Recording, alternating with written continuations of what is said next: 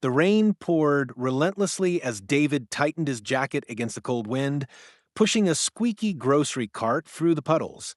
His 6-year-old daughter, Emily, tugged at his hand, her pink rain boots splashing with innocent delight. David glanced down at her, forcing a smile despite the weight of the unpaid bills and eviction notice in his pocket. "Daddy, look." Emily pointed across the street to a sleek black car with its hazard lights blinking. A woman stood beside it, holding a phone and shivering under a flimsy umbrella.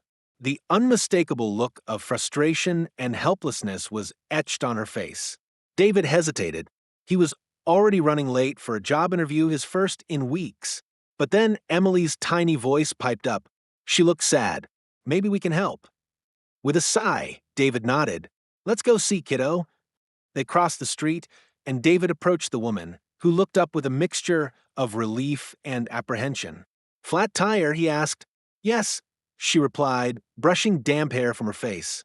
"I called roadside assistance, but they're taking forever, and I have an important meeting." David rolled up his sleeves. "No need to wait. I can change it for you." The woman blinked, startled. "Are you sure?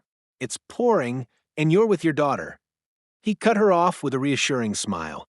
"It's no trouble. I've done this 100 times." Emily held the umbrella over her dad as he worked, chatting cheerfully with the woman. "My daddy's really good at fixing things. He says kindness is free, so we should share it with everyone." The woman chuckled, her tension easing. "You've got a smart kid there." In less than 15 minutes, the spare tire was on. David stood soaked, but smiling. "You're all set." The woman opened her wallet, pulling out a crisp $100 bill. "Let me pay you for your trouble."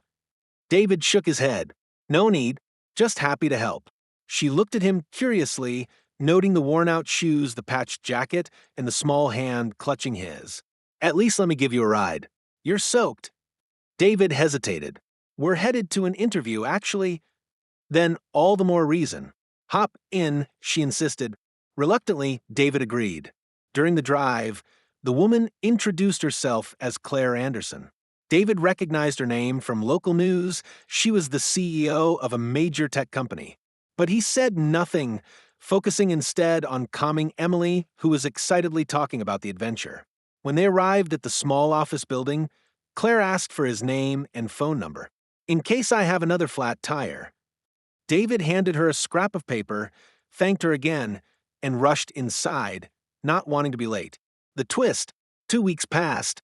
David didn't get the job, and the eviction notice loomed closer. He sat at the kitchen table, head in his hands, when his phone buzzed with an unknown number. "Hello." "David, it's Claire Anderson. Do you have a moment to talk?" His heart raced. "Of course." "I couldn't stop thinking about your kindness that day," Claire said. "I looked into your situation and found out you're an experienced mechanic. My company is opening a new branch, and we need someone trustworthy to lead the maintenance team. It's a salaried position with benefits. Interested?" David could barely breathe.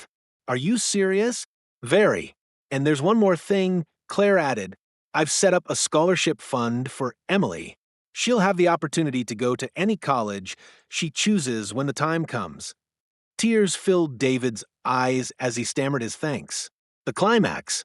A month later, David stood in front of his new team, wearing a crisp uniform with the company logo embroidered on it. Emily beamed from the break room, munching on a snack provided by the company daycare. As he walked to his car after his first successful day, David found a note tucked under the wiper blade. It read, "Kindness is free, but its impact is priceless. Thank you for reminding me of that. Claire." The conclusion. David looked up at the sky, the setting sun breaking through the clouds.